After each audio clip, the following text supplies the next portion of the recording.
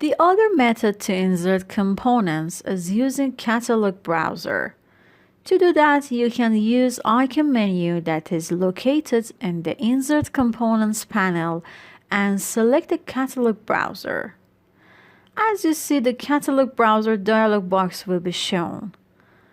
The first field is Category, which can help us to select our desired category from its drop-down list. For example, here the PB is a category of all the push buttons.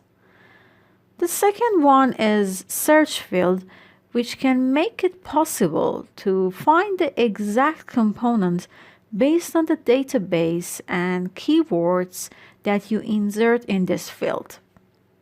So by clicking on the search, all the catalog associated with the category and keywords that you inserted are listed here. In the right side of the window, a tool is available which can edit the catalog database. Click on it and then the list becomes yellow.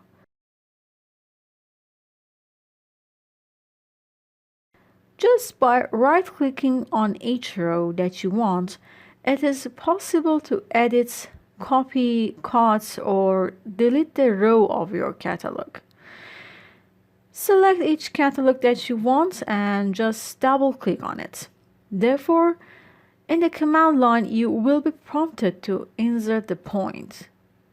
Click on wherever you want to place your component and finally, choose OK to place your selected component.